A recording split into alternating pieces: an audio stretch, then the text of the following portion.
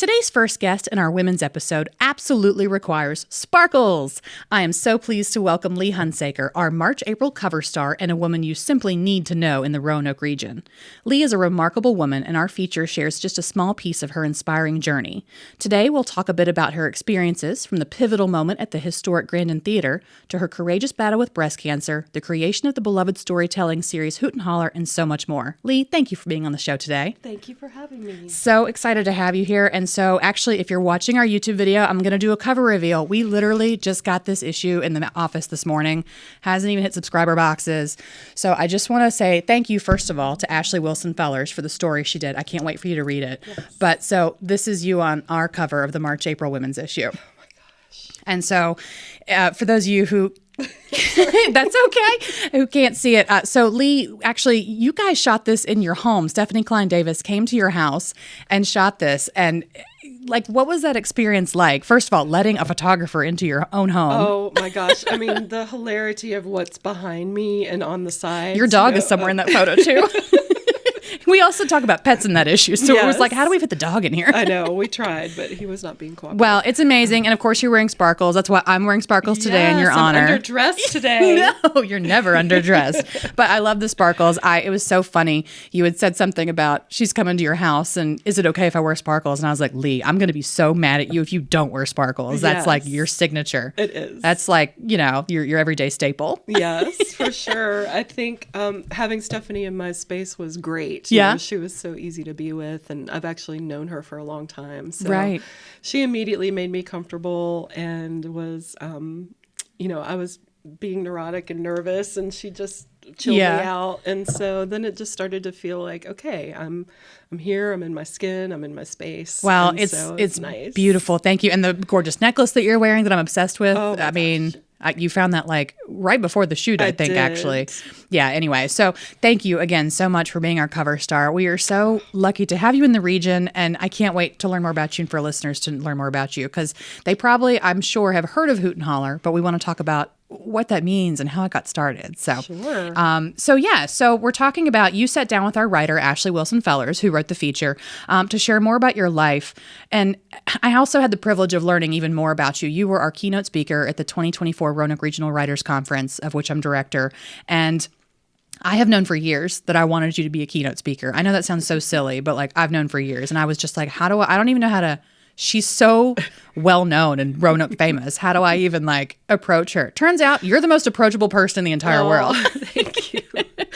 And so I loved your description of yourself as a story midwife. And I think that's such an apt description for yourself, because just at that conference alone, I watched you help writers not only better shape their stories, but kind of empower themselves as not just as writers, but as human beings. And I think that that's really a special thing that you bring to Hoot and Holler as well. Thank you. Yes, it's certainly what I try to do. I've been called, the story midwife, which is just such a fabulous job title. And so it's good. It's a good one. I like that one. Yeah, and it is really true. And what that means for me is that I do ask a lot of people. I do push them. Gently, of course. And we breathe together, we cry together. And it's truly, I do sort of liken it to childbirth almost, getting these stories ready for stage. And the difference between, receiving a story in writing versus, performing it on stage. Right.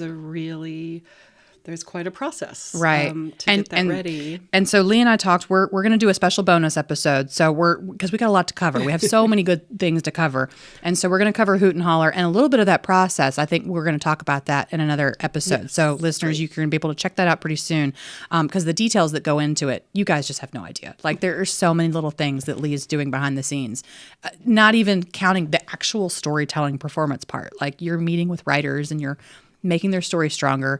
Lindsay McKinnon spoke up at the conference talking about how she has spoken in front of your audiences, and you helped make her story better, tighter, more concise. Just it got to the heart of the story as opposed to telling around it.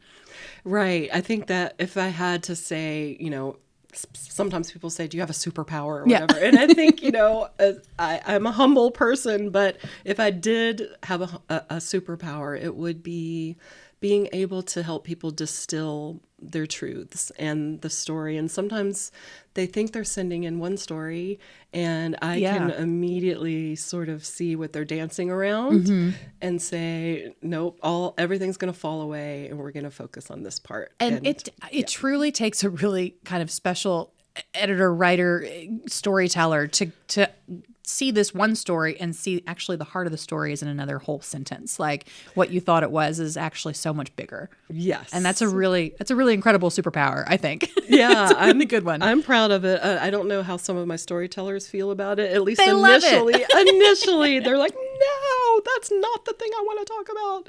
And, ideally we gently walk there together. And right. Then, the story is birthed, as they say, and they're happy to come upon the story that they were meant to tell. Yes, and we're gonna follow up on that. No, that's I am perfect. one and the same with That's okay. No, we're gonna talk about that because again, there are so many different facets to one particular show. Yes. So we're gonna talk about that. Yeah. But in the meantime, let's go back to the feature because again, we're barely touching the surface of your life, and it's just. You're probably the most interesting woman in the world, I think, truly.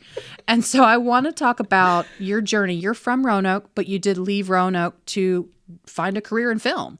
I did. So talk about that if you don't mind. Yeah, sure. I was going to Patrick Henry High School, and I was in theater and doing creative writing and all the things. But I knew even at age 16 that there was a bigger world out there for me. And I think my mom could see that in me too. She kind of selflessly agreed to let me, leave the nest a little earlier than some kids. And so we found a performing arts school in Boston, right outside of Boston. And so I finished my junior and senior year at a theater school. And that just gave me my wings. I mean, there was no turning back after that. Now that you got the bug, right? Yeah, I had access to Boston and the wonderful culture there, and just surrounded by like-minded, kids my age who were working hard. And so from there, it just continued to blossom, and I was lifted and encouraged forever. I'm so lucky in that way. No one has ever told me, you can't do it, or you're not good enough, or I don't believe in you.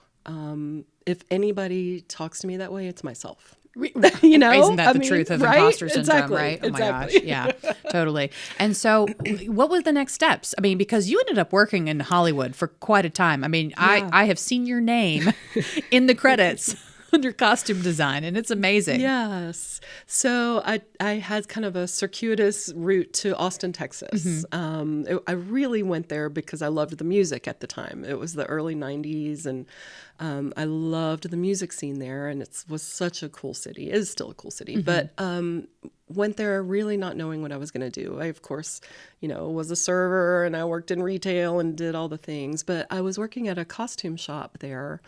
And these people from this movie, Waiting for Guffman, came in, the costume designers. And I was showing them some things, showing them around, picking out things. And they were like, you have a good eye. We actually need a production assistant in the wardrobe department. Did you just kind of keel over? Like, what? Well, yes. I mean, absolutely. So that was a no-brainer. Yeah. And so really that just propelled me from there. It was... I have an English degree. I don't know how to sew on a button. I mean, it's hilarious the way it happened. And it was literally about being in the right place at the right time. I was about to say, well, as a fellow English major, I am heartened to hear that you can sort of fall into such a wonderful position. Yes. And so that's really cool. I mean, you have worked on, so I know we were talking about some of the movies that you've worked on. And without putting you too on the spot, I'd love to know some of our listeners should know some of the ones that you've worked on. Yeah, sure. So let's see. I did Miss Congeniality. My favorite story. Office Space, Waiting for Guffman. I worked on several of Richard Linklater's movies, Boyhood, Suburbia, Fast Food Nation, a couple of other TV pilots that he did. And Boyhood was interesting. When you were talking about this at the conference, that movie was not a movie that happened overnight. Like you had, 12 years? 12 years. 12 years of dressing this narrator, this boy, this main character who's growing up. And it's the boy as he actually grows up in real life. Yeah. And so I'm fascinated that you spent so much time on one movie. You know, that's really an incredible storytelling process. Yes, it was. It really, I don't think it had ever been done before. Yeah. And so we would basically film the same week every year for 12 years. So we all kind of, cleared our schedules on, April 3rd to the 10th or whatever it was. And we would all just get together. And a lot of it was kind of unscripted, and they really wanted to give it the feeling of a real American family. And yes, getting to see that later, just to be able to look at it, just like, the viewing audience was incredible to witness. Because when you're in it, you're not really life. And then all of a sudden you can see this very real, snapshot of what you've been doing. Right. 12 years of your life, or at least 1 week a year for 12 years. Yeah. So what are the other kind of movies that you've worked on in addition to the many that you've just named? My gosh. A ton of little independent ones, which were often my very favorite, but things that nobody ever saw. I don't think that's true. I think plenty of people saw them. Truly. But, things that would go straight to video or what have you. But those were the most magical ones because we were all there for the right reasons. It wasn't about money. It wasn't about Hollywood. It was really about creating art. And creating characters through color and style and, just working really closely together, and a big dysfunctional family is what we are. That sounds good. Okay, so before we move off of the Hollywood, I have to have the question is asked. You once spent some real quality time with Matthew McConaughey. Yes. Please tell me more. Okay. So we were filming in Texas, and as we know, Texas can be prone to tornadoes. And we were driving into the set, which was about an hour outside of Austin, and the sky is darkening. It's getting purple and green and, all the colors. And there's, warnings on the radio. And so as soon as we got to the set, there were police officers there and people with walkie-talkies screaming for us to head to get to cover, take cover, which that particular day ended up being in a 1920s bank vault in this tiny little western town in Texas, an authentic and real bank vault. They shoved us in there. Wow. Pitch dark, metal, just... And I ended up sort of clambering right into Matthew's arms, basically. Tough day. Yeah. I mean, somebody's going to do it. While the sirens are going off, I'm having an absolute meltdown. Sure. Hyperventilating. Tiny space, all dark. Yeah, we're going to be carried away. Terrifying. I mean, I wasn't even thinking about the Matthew portion. I was more concerned that we were just going There's a lot of women right now who are like, how I know, like, did you what not? is wrong with you? Right. It was truly about, survival. Yeah. But still, that's a brush with fame for sure. It was real close, real fast. And he let me slobber on him and cry, and he held me in his arms and, talked to me in that way and told me it was going to be all right. And it was. Yeah. And then, we were forever bonded after that. I love that, man. So I am, as the Kevin Bacon rule applies, I am now one step away from Matthew McConaughey. Exactly. All right. I don't hate that. So in thinking about you decided that you wanted to come home. And so, that sort of brushes up again with your diagnosis of breast cancer. And do you mind sharing a little bit about that? I mean, sure. What it felt like, not only getting that diagnosis, but feeling like you really had to come home. It's complicated, as one can imagine. It was really, my diagnosis came at the height of my career. Things were rocking and rolling. I had a fairly new marriage. I had an 18-month-old baby. We had our first house. All the things had fallen into place.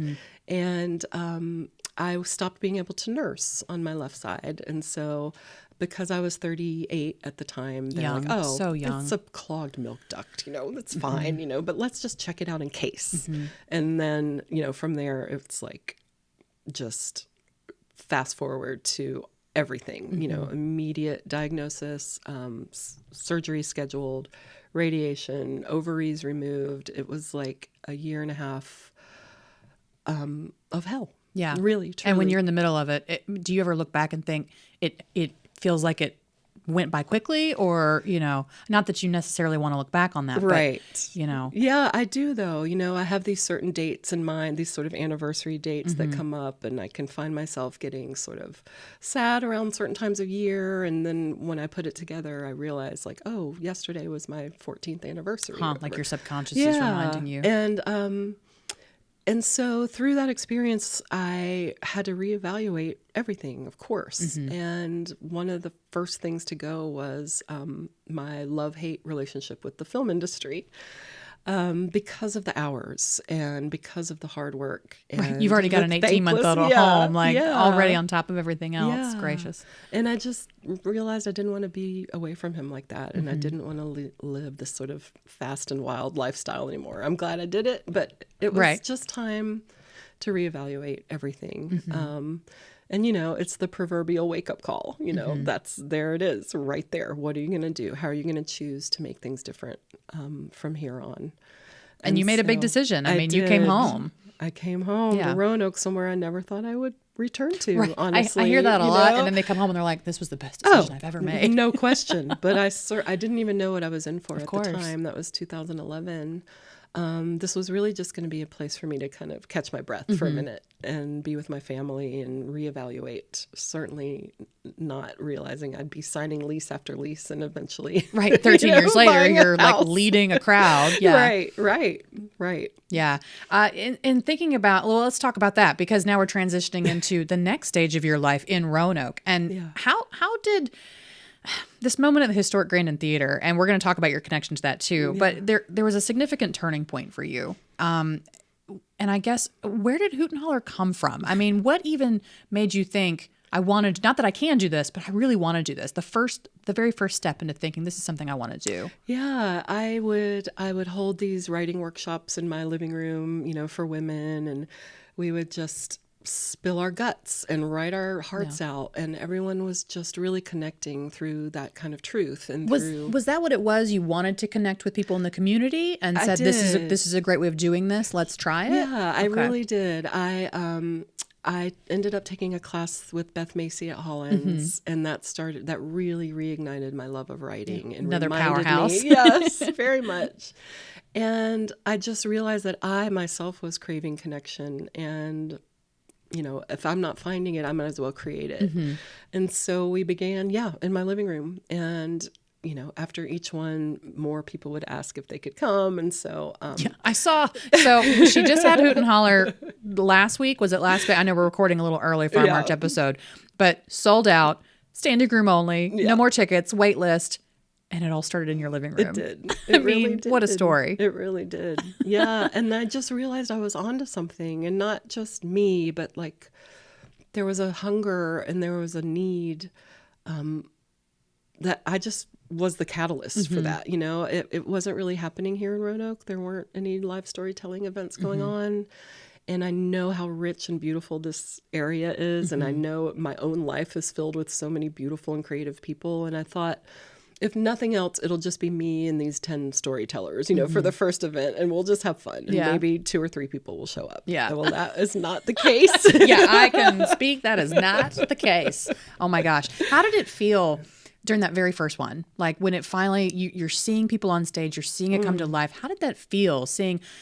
You're very humble. You don't like to take credit for things, but this is your work. This is the people in that room came together because of you.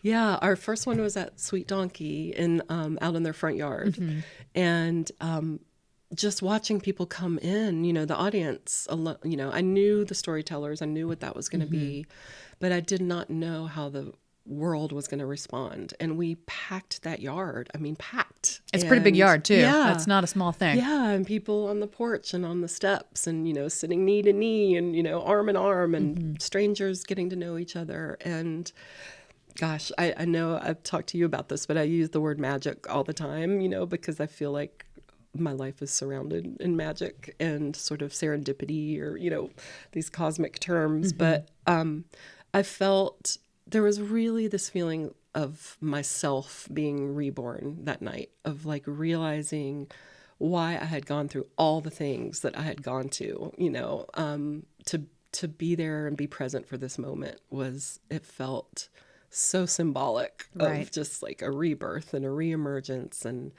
I knew that there'd be no turning back. I could see how much people were responding.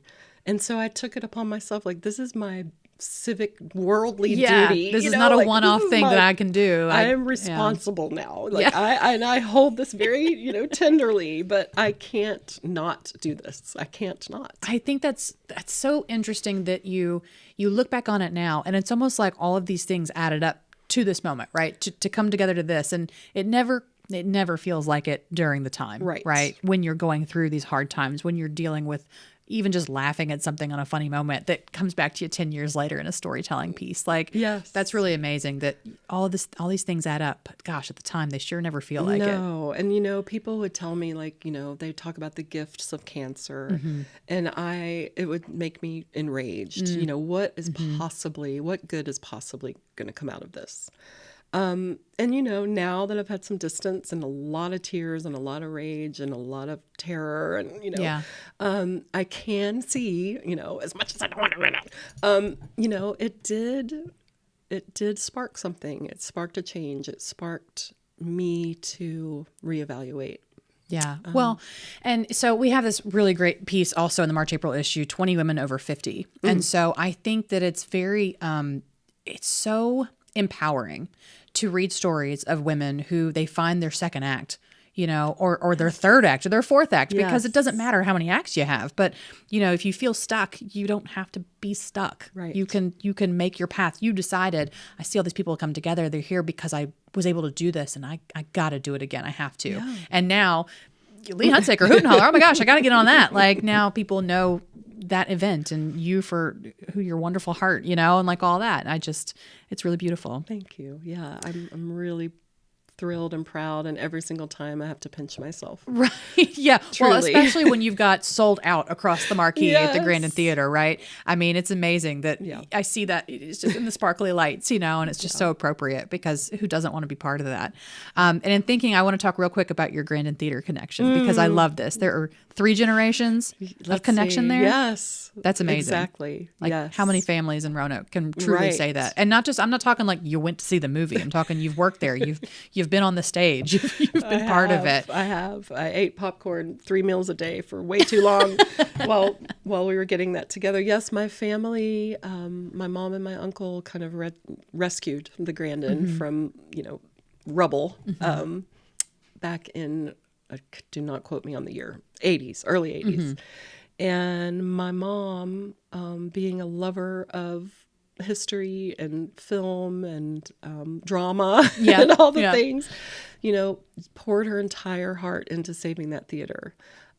She's the one that divided the balcony into 2 screens up there. Really? That was her doing. How interesting. She created the screening room. Which is a very intimate, cozy little spot for a great, oh my gosh, great movie. Yeah. But it was brilliant because one movie was not going to keep the place alive. So it allowed her to have different types of movies in there at one time and, generate more income. And so, I was around when she was doing that. And, me and my cousins and my sister, we were all working concessions and selling tickets and, made some of the best friends of our lives there, and there's friendships that still continue. Right. And it really feels like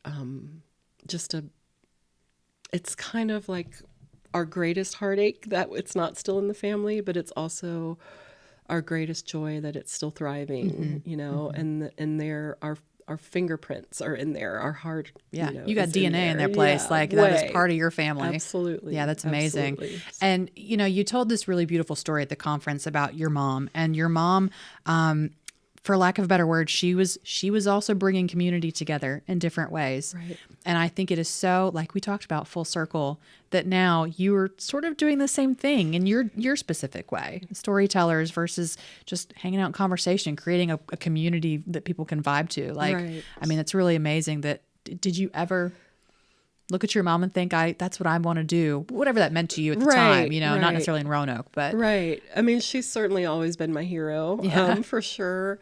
But I never saw that stage as a stage where I could actually physically be standing, and my experience of that space was a movie theater. And so, our first event there was Grandin Theater Stories. That was our first kind of. That's an easy one. That's yeah. good. And so I just, invited my family. Yeah. And so that sold out immediately. And people, former employees flew in from all over the place because their love for the building, for the space. And so that was another sign of like how there's no way for this not to be happening. I mean, this is like destiny. Yeah, it does feel like destiny. I think about that a lot more than you'd think I would. Like, we're friends and you haven't known me long, but I think about this a lot. I see you in those sparkles. I know what you do. I just think about it all the time. And in talking about, again, I know we're going to dive a little deeper into Hoot and Holler specifically in a separate episode, but in talking about your inspiration to create this and the evolution that has happened. So let's talk a little bit about, because you just recently did another Hoot and Holler, not in Roanoke. Yes. Yeah. We, let's see. We've done things like Floyd Fest, Rhythm and Roots Festival. We did the Birthplace of Country Music. We had an event there. The beauty of storytelling is that it's customizable. Yep. I mean, we don't even need a mic necessarily. Yeah, there's no end to that, right? Yeah, we need people willing to speak up. Yeah. And feel supported and loved. And that's such a huge part of what I do is I want people to feel valued, that their voices count. I don't remember your question. No. We're talking about like the evolution. Yeah. It's amazing to see how much it's grown. I mean, truly. Yes, absolutely. And again, I mean, yes, I'm the curator or what have you, but it would be nothing without the people, of course, who are willing to really put themselves up there and out there. Yeah, we're going to talk about those brave souls here pretty shortly. Yes. But in thinking about, the aspirations for the future of storytelling, like you have a role in that, whether you like it or not, I think, Miss Lee. But what does that mean to you to be part of this storytelling culture that's now here in Roanoke? It's, again, I mean, I pinch myself, truly, I mean, when my phone rings or I get an email saying, we value your opinion, we want to do an event geared towards storytelling or, give people a platform to share hard stories and, we would love to have your input. It's truly so humbling. And it does speak to the way it's growing, and whether or not I'm responsible for that, I don't know. Now, what I do think is interesting is there's a connotation when you hear the word storytelling, and I'm sort of on a one-woman crusade to... Tell me, I gotta know this. Well, so typically, I think, and I've noticed that when you mention storytelling, I do storytelling, people think it's, grandpa sitting by the fire, talking about... Sure, old Appalachian way. Yeah, exactly. Yep. And so really my goal this whole time has been to give a new definition, or open people's eyes to what storytelling can be.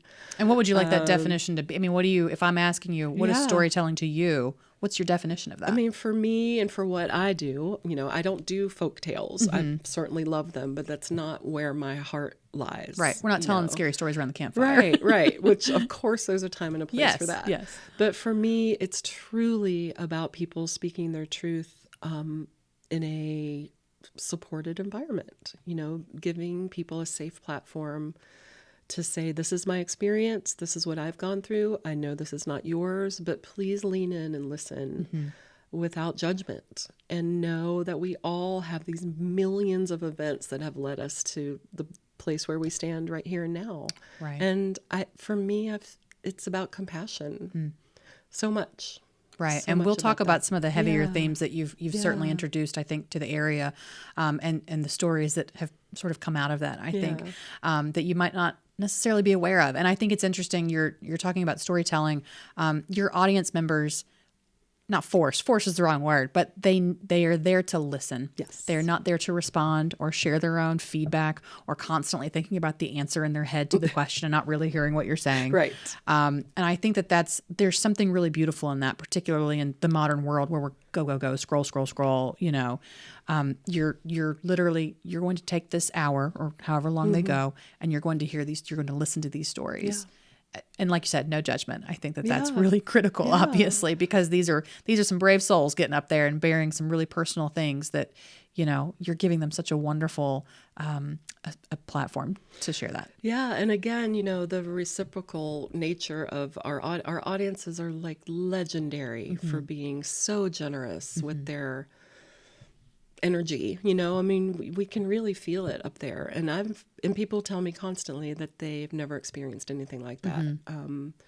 It's palpable, Right? They want these storytellers to succeed. They're on your side, and you can hear a pin drop sometimes, Sure. 350 people, and they are in it. Yeah. And that is a testament to the people who keep showing up too. Well, it's amazing that you started out with Hollywood. I mean, well, you didn't even start with Hollywood. You were doing stuff way before that. I mean, you were in Boston creating stories and understanding how that sort of industry works. And so to go from a Hollywood spotlight and now you're on a Grandin Theater spotlight, you're on a stage spotlight. I think that is so, again, full circle, but how wonderful that you're able to bring all these experiences together to culminate in what's happening today. Yeah. It is thrilling. Yeah, it's thrilling. It's surreal. It's always so exciting to see you, and I can't wait for us to talk about Hoot and Holler. So we're going to get ready to get for our special bonus episode because we're already 30 minutes in, and I've barely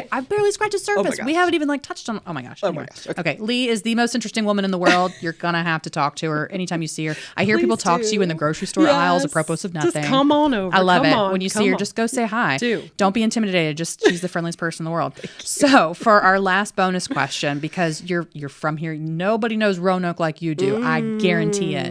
Where are you going, playing, eating in the region? We'll talk about food all day, so maybe we need to put a cap on that's that, talk about a bonus I know, episode. right? You were just talking about this amazing Mexican restaurant the other day on Facebook. I was like, I need to go there.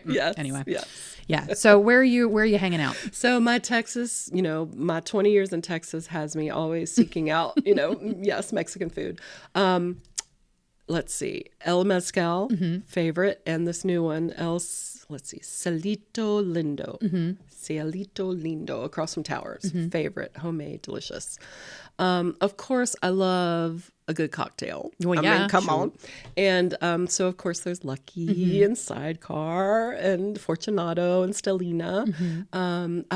My husband and I belly up to the bar at Luigi's often. I have seen you post about Luigi's, and it's like every time you post, I'm like, I need to go there, man. Yeah. We kind of just order Caesar salads. But the vibe in there is so old school and wonderful and welcoming. And you probably feel like you're on a Hollywood set in there. Yeah, it is. It really is. It's such a throwback. And then there's places like the Coach and Four. We go there like once a year. I love, retro and funky and off the beaten track. And, you do. Whenever you travel, I always like to see where you're going. Yes. Just because you always seem to find not necessarily a dive, but like a little hidden gem that like as a tourist you're never gonna find. Right. And somehow Lee Hunsaker manages to find them. Like you got a talent. My Google search history. Oh well, yes. You know. I do love a good dive bar. Yeah, I love a good dive bar for sure. Yes, Golden Cactus, my favorite brewery. And you've been you've been making pies over there for their Wednesday market, their mid markets. Oh my gosh. I do that too. What don't you do? Side hustle to the side hustle. Oh my gosh. It's amazing. I cannot wait for listeners and readers to learn more about you. So obviously you're going to read the feature in our March, April issue. You're going to see her gorgeous sparkles on our cover. Thank you again for doing that, for allowing us into your home, into your life, however briefly, because we could sit here all day and we might. So anyway, is there anything else you'd like to share with listeners before we pop off of here and get ready to talk about Hoot and Holler? Gosh, I would just say of course it's going to relate to Hoot and Holler. Well, yeah. But if you feel compelled to share a story, send me a note. It's not a commitment. Just send me a note and I won't bite and let's talk about it. Yeah, because it sounds scary to submit a story. Right. But, And also, if you have a special event, maybe you have to make a toast at a wedding. Maybe you have to do a PowerPoint at a conference. I am I'm your girl. Oh, I love can help. public speaker consultant. Totally. I love that. I can help. All right. Well, I might have to. I think we're doing something later this year for the 50th. I might have to have you help me brush up on some public speaking there. All right. Well, listeners, there is so much more to come. So please stay tuned for our bonus episode with Lee Hunsaker as we talk more about Hoot and Holler and all the amazing evolution and things to come with it. And so you can learn more about her in our cover feature and our women's issue, as well as her adventures with Hoot and Holler, plus so much more in our latest issue on newsstands now, or you can always read more at theroanoker.com.